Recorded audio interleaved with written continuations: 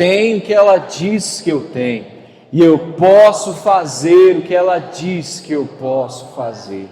Hoje eu serei tocado pela palavra de Deus. Eu audaciosamente confesso que a minha mente está alerta, que o meu coração está receptivo e que eu estou pronto para receber da incorruptível, indestrutível e sempre viva semente da palavra de Deus. Eu nunca mais serei o mesmo.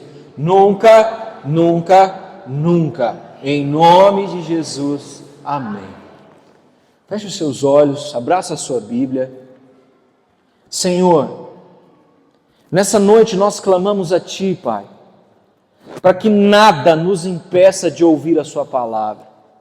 Nessa noite eu repreendo potestades malignas do inferno, tudo, Senhor, que aconteceu nesse culto até agora, para nos impedir de ouvir a Tua palavra com gosto e com os nossos ouvidos atentos. Nós declaramos que nós somos povo Teu e desejamos ouvir a Tua palavra nessa noite.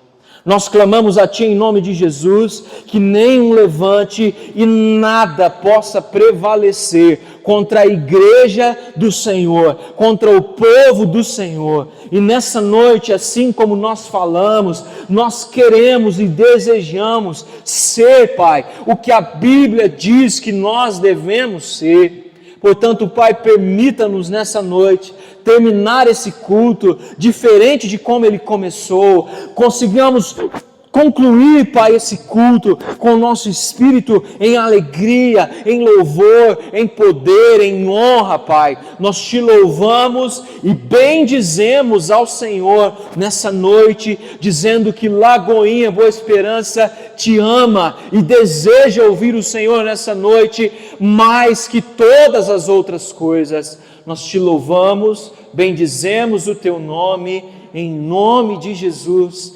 Amém. Meus irmãos, ainda de pé, Lucas capítulo 23, verso 39, a palavra do Senhor vai dizer assim: um dos malfeitores crucificados blasfemava contra Jesus, dizendo: você não é o Cristo? Salve a si mesmo e a nós também. Porém, um outro malfeitor o repreendeu, dizendo: igual sentença, a nossa punição. Desculpe, irmãos, versículo 40. Porém, o malfeitor o repreendeu, dizendo: você nem ao menos teme a Deus, estando sobre igual sentença? A nossa punição é justa, porque estamos recebendo o castigo que os nossos atos merecem, mas este não fez mal nenhum. E acrescentou: Jesus, lembre-se de mim quando você vier no seu reino. Jesus lhes respondeu: em verdade lhe digo que hoje você estará comigo no paraíso. Você pode se assentar, ficar à vontade.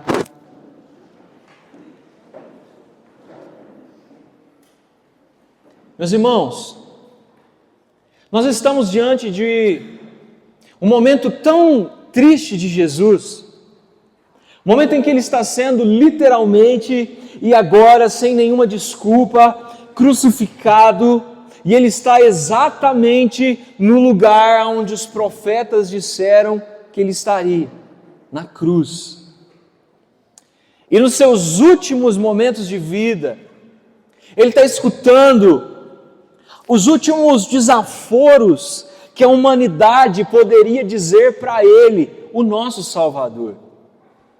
De um lado, Ele está com um homem que não é santo, que é, em outras palavras, um malfeitor, em outras palavras, nós diríamos realmente um criminoso, alguém torpe, que está virando para Ele na mesma situação que Ele e dizendo uma série de coisas para o colocar para baixo nos últimos momentos de vida dele. E esse texto, ele traz para nós o comportamento de um homem malfeitor que desafia Jesus E de outro lado, ele traz um outro malfeitor que reconhece Jesus no meio de todo o caos da sua vida. Está comigo? Mas nessa noite eu não quero falar com você sobre malfeitores, porque você sabe que os malfeitores, eles não vão herdar o reino de Deus. Eu não estou aqui para falar com você sobre o histórico da vida passada que aqueles homens levaram, porque isso não é o propósito dessa noite. Mas eu quero falar com você nessa noite sobre salvação. E eu não sei você, mas o que eu mais quero na minha vida é ser salvo. Eu não vejo a hora de Jesus voltar e Ele me buscar, e a gente vê tudo que a gente cantou nas nossas canções, tudo que a gente leu na nossa Bíblia. Nós podemos ver com os nossos olhos Satanás, que durante tanto tempo nos oprimiu, sendo condenado, e a gente subindo e falando: Satanás, lá você brincou comigo, agora eu estou vendo você ir direto para o inferno. Eu sonho, eu almejo em ver o dia da volta do Senhor. Só que, meus irmãos, eu preciso dizer algo a nós nessa noite. Existe uma doutrina maldita, uma teologia que quase chega a ser, em outras palavras, e desculpa a expressão, burra, que insiste em dizer que existe uma doutrina universalista e que Deus, Ele é universal no sentido do seguinte: não importa como vai ser o final das coisas, não importa como vai acontecer no final das coisas. No final das coisas, essa teologia acredita que todo mundo vai ser salvo. Você já ouviu essa expressão? Não, no final todo mundo vai ser salvo, no final Deus é bom, todo mundo vai para o céu. Afinal de contas, o Senhor conhece o meu coração, Ele sabe o porquê que eu estou fazendo o que eu estou fazendo. Você já ouviu essa expressão? Não, Deus sabe o porquê que eu ando desse jeito, Deus sabe o porquê dessa minha atitude, eu não preciso me preocupar, porque no final Deus é bom e Ele vai levar todo mundo para o céu. Já ouviu isso? Irmãos, olha a história que nós estamos acabando de ler. 2 bandidos, 2 penas, 2 calvários, um Jesus salvou e o outro Ele escolheu condená-lo. Você está comigo aqui? Esse texto então é claro em dizer a nós que essa doutrina, ela não serve para nós. Não serão todos que serão salvos, serão aqueles que ganharem o coração de Jesus com a sua sinceridade, a sua honestidade de espírito. Amém? Eu não sei para você, mas isso me alegra, porque eu sei que o Senhor pode sondar o meu coração. E eu sei que Deus pode sondar o seu coração também nessa noite. Mas é interessante a nós sabermos que se no final não serão todos que serão salvos, então qual é a característica de quem é salvo? Deixa eu te dar uma notícia: ninguém compra salvação, amém? Ninguém compra salvação. A Bíblia diz que a salvação, ela é dada a nós pela graça, e todo aquele que crê em Cristo Jesus e entrega a sua vida a Ele, recebe o dom gratuito de Deus que é ser salvo, amém? Nós consideramos isso nessa noite em nome de Jesus. Só que como saber se essa graça está sendo gerada dentro de mim? Como entender se essa coisa que eu digo de servir a Deus, que eu digo que eu creio em Deus, está sendo reverberada na minha vida, ao ponto de olhar para mim e dizer: não, eu sei que eu recebi essa graça. Eu quero te dizer nessa noite que o único que sabe quem de nós será salvo é Deus. Mas por essa história que nós lemos, nós podemos observar as características de quem conseguiu se salvar e de quem provavelmente não vai conseguir se salvar. Você está comigo aqui?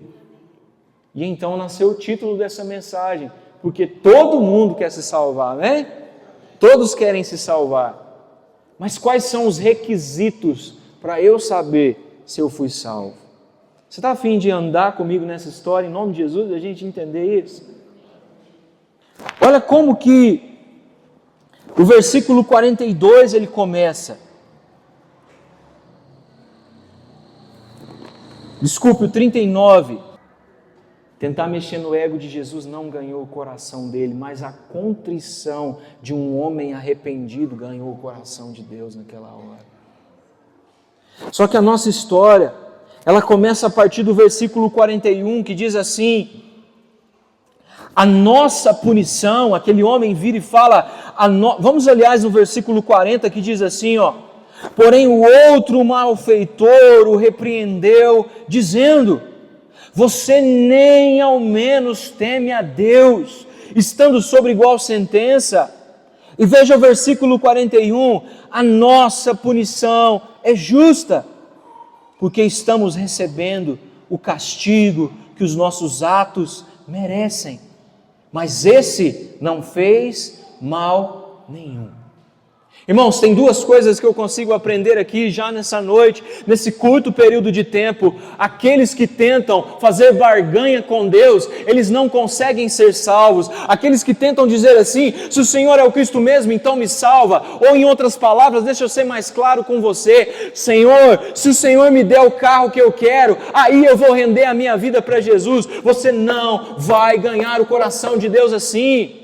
Aqueles que dizem, Senhor, se o Senhor me curar, se o Senhor curar a minha família, se o Senhor alcançar o meu filho, a minha mãe, a minha avó, o meu gato, o meu cachorro, se o Senhor fizer isso por mim, se o Senhor me der muito dinheiro, então eu entregarei a minha vida a Ti.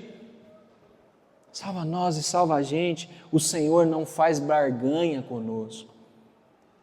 Mas tem uma outra lição que eu aprendo aqui com esse homem, porque ele começa primeiro repreendendo o outro, mas dizendo assim, em um reconhecimento dele para com ele mesmo: Jesus não fez nada, mas a gente está aqui porque a gente merece.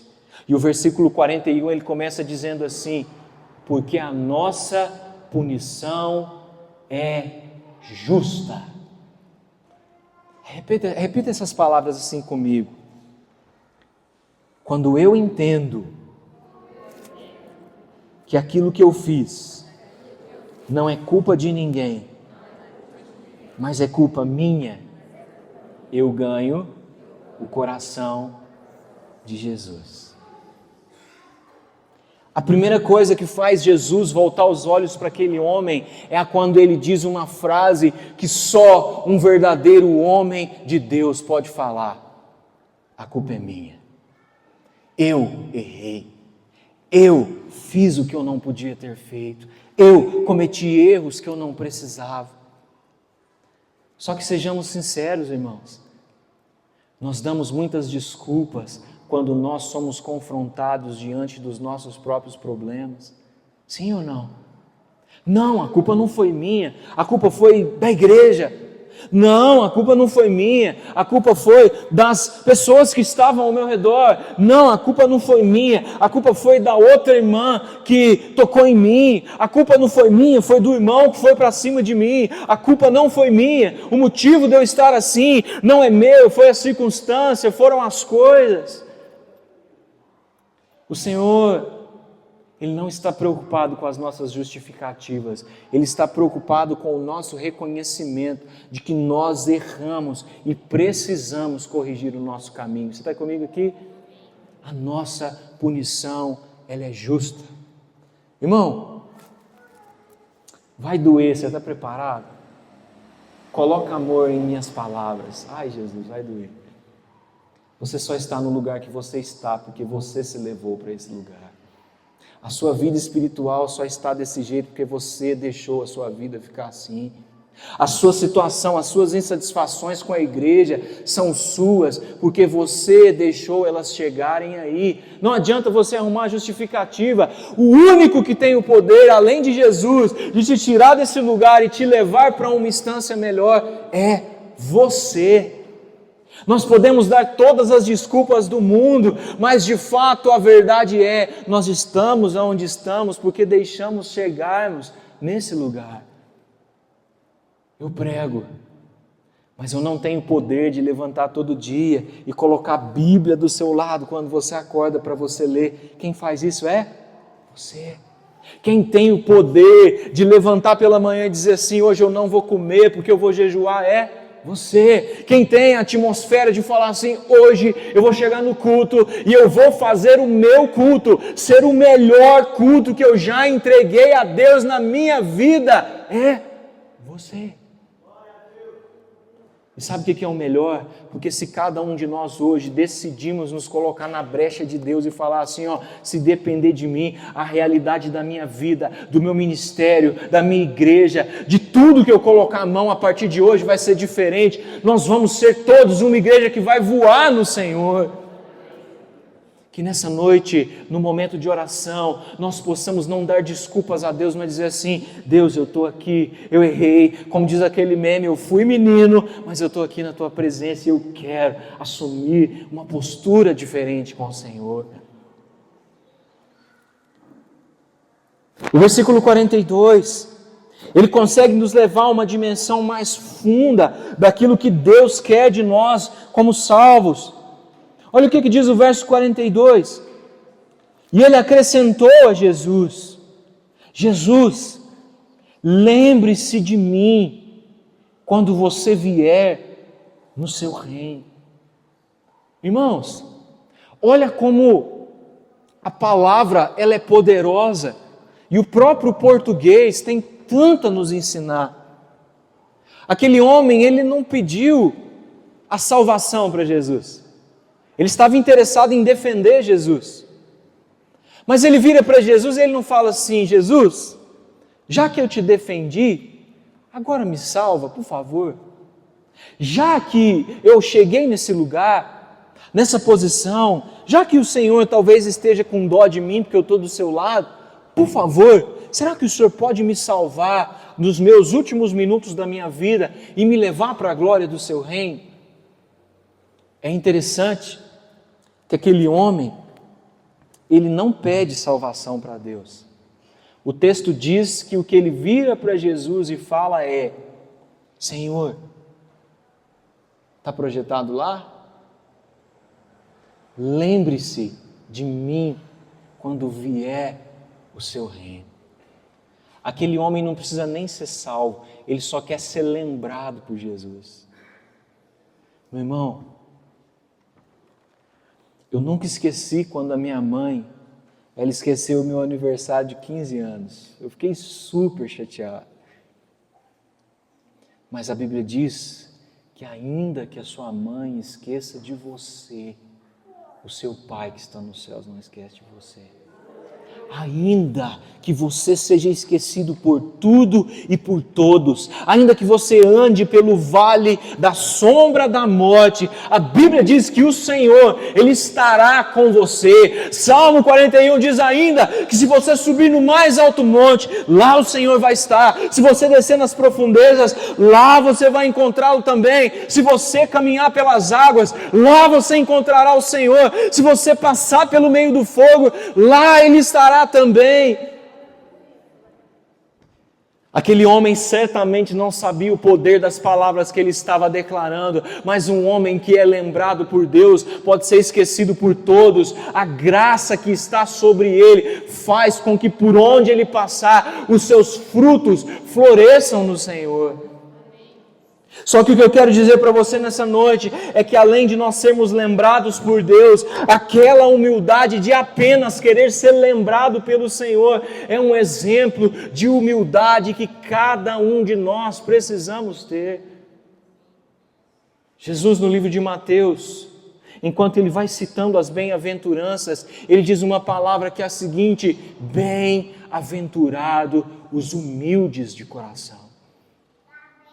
Aquele homem nem precisava ser salvo. Se Jesus lembrasse dele, para ele já estava bom demais. Agora, é necessário nós entendermos o que é essa humildade que Deus espera de nós. Vira para esse irmão que está do seu lado e fala assim: irmão, você está muito bonito hoje. Tem que andar mais humilde. Pode vir com as camisas mais rasgadas.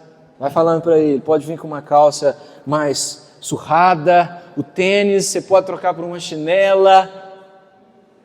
Será que é disso que o Senhor está esperando de nós? Deixa eu te falar uma coisa, a humildade que Deus espera de nós não é na nossa roupa. A humildade que Deus espera de nós não é num código de vestimenta, como muitas vezes nós somos sugestionados no nosso meio evangélico. A humildade que Deus quer de nós, ela está aqui, aqui dentro. Quando alguém fala a nós uma palavra pesada e a gente sabe se colocar no nosso lugar e dizer assim: eu não vou rebater isso porque eu sou um servo de Deus. Quando as situações vêm no nosso desfavor, situações que nos deixam tristes, irados, desconsolados, às vezes revoltados com as situações, pensando: Deus, será que Deus não está vendo isso aqui? E no lugar de reclamar, a gente escolhe dizer assim: Senhor, eu sei que o Senhor está lembrando de mim em algum lugar. E os muçulmanos, eles têm essa característica muito fixada no coração deles. Eu queria chamar alguém para me ajudar a pregar aqui. Dessa vez eu não vou fazer que nem eu fiz com o Sávio há uns 4 anos atrás. Tem alguém bom de coluna que pode me ajudar a pregar hoje? Luiz, você está bom da coluna. Sobe aqui para nós. Vem cá rapidinho.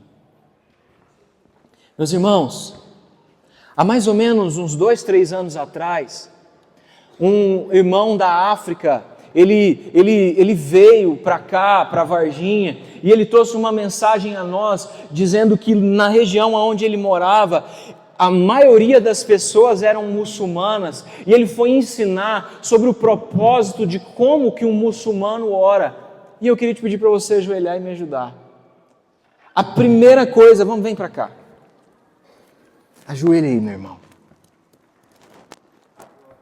A primeira coisa que o muçulmano faz quando ele vai orar é se colocar de joelhos. E a gente faz isso também. Você está comigo aqui? Você também ora de joelhos quando você está lá no seu lugar de oração? Só que o muçulmano não ora que nem a gente ora. O muçulmano, ele reclina a sua cabeça até quase beirar o chão. Você consegue fazer isso? Agora, sabe por quê, meus irmãos, que os muçulmanos oram assim? Porque eles entendem que eles são servos. E um servo não pode olhar para ver o que o seu Senhor vai fazer. Ele não precisa olhar o que o seu Senhor vai fazer, porque ele confia no que o seu Senhor vai fazer com ele. Mas eles não só oram assim, aguenta firme aí, Luiz. Você consegue esticar sua mão lá para cima, assim, ó? Virado para cima a mão. O muçulmano, irmãos, ele ora assim. E além do fator da cabeça no chão em humildade, confiando no Senhor, quando um muçulmano ele estende as suas mãos, é como se ele estivesse dizendo assim: eu confio tanto no meu Senhor, que eu estico as minhas mãos para não fazer resistência a qualquer coisa que Ele quiser fazer comigo. Se Ele quiser me bater agora, Ele pode bater. Se Ele quiser me espancar, Ele pode me espancar. Mas eu não oferecerei resistência ao meu Senhor. Pode levantar. Meus irmãos, é esse o nível de humildade que Deus quer de cada um de nós. Você está comigo aqui? Uma humildade ao ponto de nós fecharmos os olhos e falarmos assim: Deus, faz o que o Senhor quiser, eu confio no que o Senhor vai fazer. Deus, faz o que o Senhor quiser, eu não ofereço resistência a qualquer coisa que o Senhor quiser que eu faça. Isso é a humildade que o Senhor está esperando de nós. É desse tipo de lembrar que aquele malfeitor está falando na cruz no original. Um lembrar de faz o que o Senhor quiser, só lembra de mim, não oferecerei resistência, faça da maneira como o Senhor quiser, o que o Senhor fizer já está feito e eu agradeço. Agora olha para mim, eu sei que não é fácil confiar totalmente nas mãos de Deus. Eu sei que não é fácil, muitas vezes quando o mundo está caindo nas nossas costas, as dificuldades vêm, os problemas vêm, é difícil não oferecer resistência. Mas que caminho tenho eu ou você, se o nosso lugar era a cruz e de lá Ele já nos tirou? Qualquer outra coisa que o Senhor fizer na nossa vida é melhor do que o lugar de onde nós estávamos antes de o conhecê-lo, sim ou não? Mas a história não para por aí, porque nesse mesmo versículo, esse homem, ele usa palavras sinceras com Deus. Diz assim no versículo 42, e acrescentou aquele homem da cruz: Jesus, lembre-se de mim quando você vier no seu reino. Você pode repetir essa palavra comigo? Reino. Gente, aquele homem, ele não estava querendo ser salvo mesmo. Eu não sei se vocês conseguem entender. Quando ele diz no versículo 39, eu sei que a minha punição é justa, ele realmente não esperava salvação. Porque note, além de ele apenas dizer assim, Senhor, lembra-te de mim, ele não pede para ir para o céu com Jesus, ele fala assim, lembre-se de mim no seu reino. Preste atenção numa coisa, irmão. Eu nunca me desviei, então eu posso dizer que eu tenho 28, mês que vem vou fazer aniversário, 29 anos de crente, andando com crente, comendo com crente, falando coisa de crente, experimentando coisa de crente. E nesses 29 anos, eu conheci muitos crentes, todos, aliás, querem ser salvos. Eu conheci pessoas que não são crentes, e elas também querem ser salvas por Deus. Todo mundo, no final, espera a salvação de Deus. É algo inerente a todo aquele que acredita. O coração do mais ateu ao mais crente no Senhor, ele deseja e almeja, se um dia Jesus voltar, a salvação. Mas eu posso te falar uma coisa nessa noite? Muito poucos querem o reino de Deus. Todo mundo quer ser salvo, mas poucos querem experimentar o reino de Deus. Pastor, qual a diferença?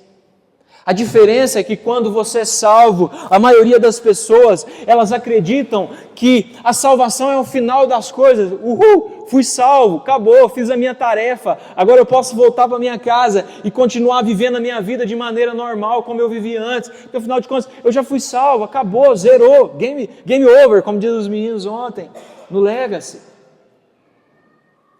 Só que nós precisamos entender que a salvação para nós que somos crentes, ela não é o fim das coisas, ela é só a porta de entrada para o reino de Deus.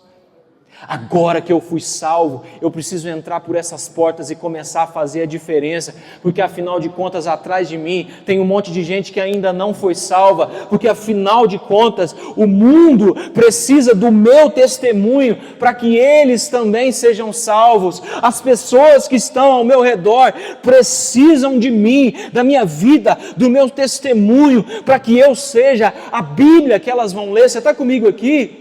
Essa é a diferença entre quem quer apenas ser salvo, de quem deseja viver para o reino de Deus e para a glória de Deus. Sabe o que Paulo, irmãos, ele fala sobre esse assunto? Eu não quero ser apenas salvo, eu quero gastar e me deixar ser gastado pelo Evangelho. Os seus sapatos carregam marcas porque você usa ele, amém? Ele gasta a sola porque você usa ele. E você só usa ele porque você gosta do seu sapato. Porque aquele que você não gosta, ele está com a sola novinha guardada lá, só esperando o dia que a sua esposa ou que o seu esposo vai te xingar porque você não está usando ele, que a sua mãe vai te xingar porque você não está usando ele. Sim ou não? Os verdadeiros homens e mulheres de Deus que entendem o propósito do reino de Deus, eles estão com a sola gasta de andar evangelizando e falando do amor e da graça de Deus. Você consegue compreender isso? Crente de sola nova significa que ele está desperdiçado no reino de Deus. Mas preste atenção numa coisa: o reino de Deus é maior que qualquer outra coisa que nós experimentamos nessa terra, irmãos. Só que Jesus vai dizer assim para nós: Busquem primeiro, não a salvação, busquem primeiro o reino de Deus e as outras coisas vos serão acrescentadas. Olha aqui para mim. Eu sei que você deseja muita coisa nessa vida, irmão, eu também. Eu sonho com um dia que nós vamos ter a nossa igreja própria construída. Você crê nisso? Não, você não está crente hoje, me ajuda. Eu creio com um dia que o nosso dízimo vai pagar o aluguel da igreja, o nosso dízimo, só o nosso dízimo sozinho, vai fazer tudo aqui para nós. Ah, irmão, você não entende. Significa que você vai ganhar muito dinheiro. Eu creio que a sua família vai ser a família mais saudável que já existiu. Que os seus filhos vão converter, que a sua família que ainda não aceitou Jesus vai converter, que milagres vão acontecer na sua vida. Eu creio. O mundo é nosso, porque o nosso Pai é dono do ouro e da prata. Mas a Bíblia diz que se nós buscarmos o reino de Deus, todas essas outras coisas Ele vai prover para nós. Se a nossa prioridade número 1 for o reino de Deus, todas as outras coisas, e não sou eu que estou dizendo isso, é Jesus, todas as outras coisas vão nos ser acrescentadas quando o reino de Deus for a nossa prioridade.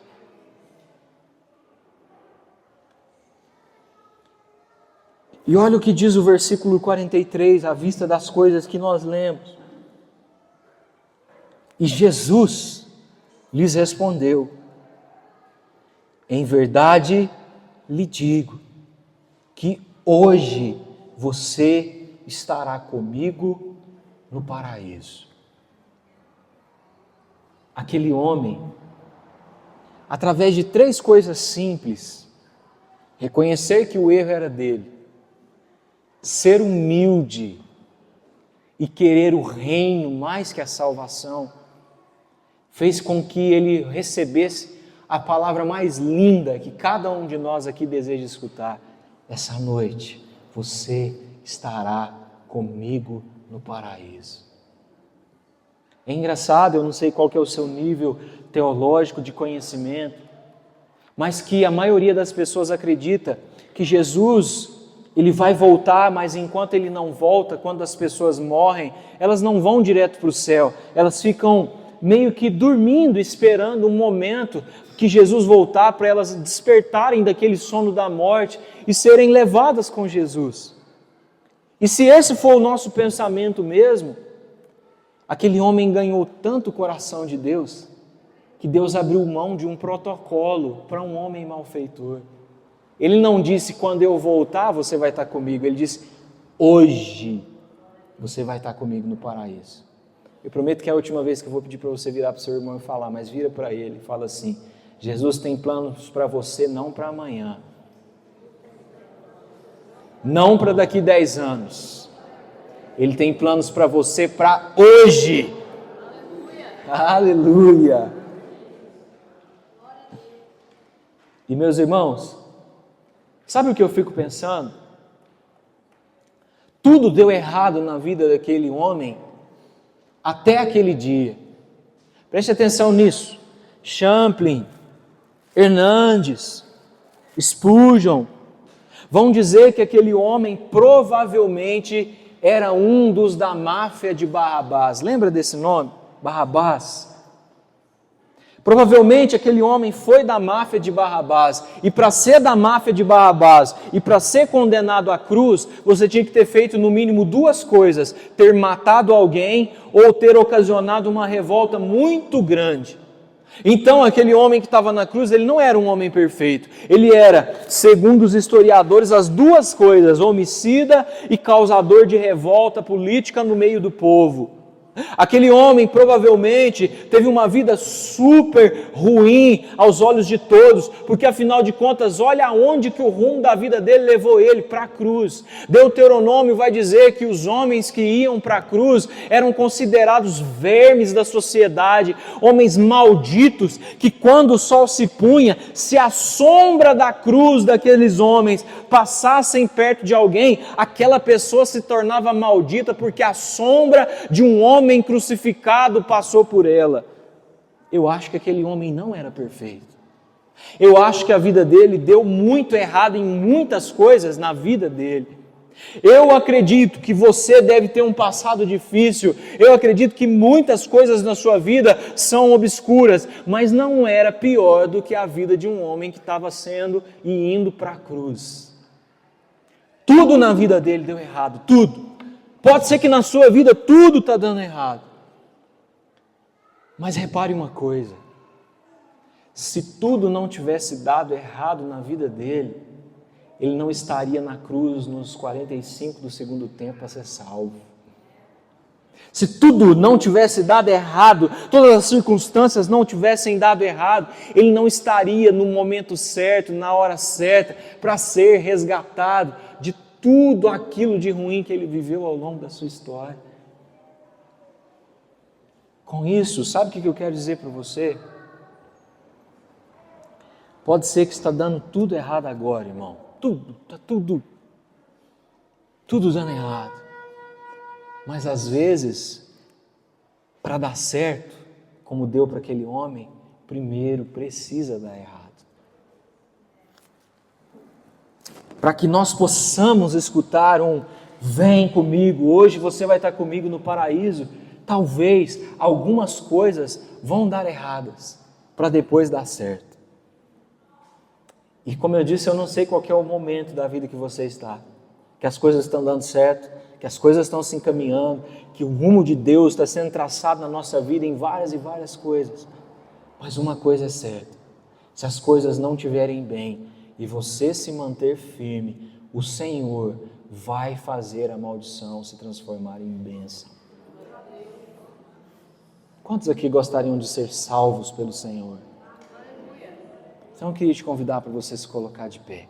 Eu queria pedir para o louvor não subir não, nós vamos só orar.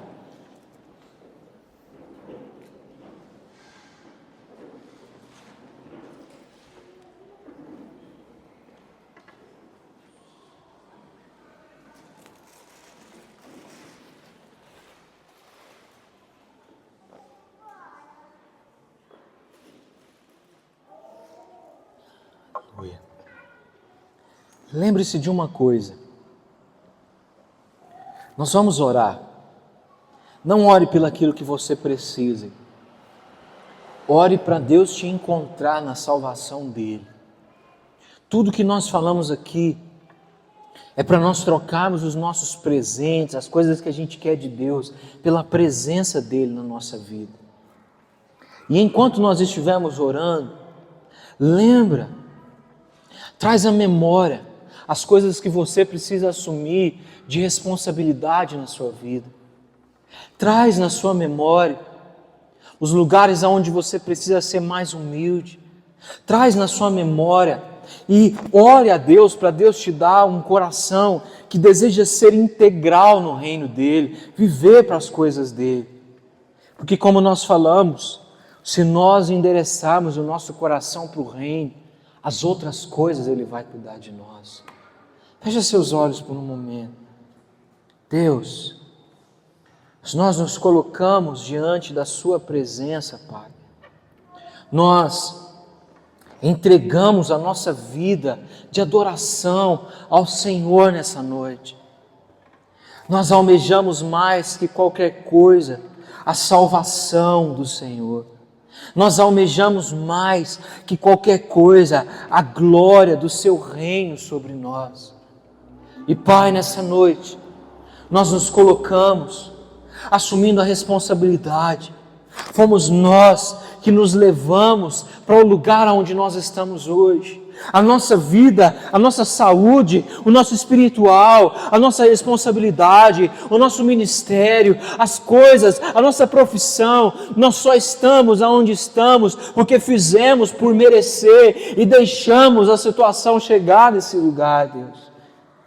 Mas nessa noite, humildemente, nós te pedimos, nos tira do vazio da nossa própria existência, nos tira, Senhor, do vazio e do imerso da nossa própria solidão e nos faz, Deus, experimentar a alegria, não apenas da salvação, mas a alegria de viver pelo seu reino, a alegria de nos deixar gastar e ser gastados pelo poder da cura que o Evangelho pode trazer em nós.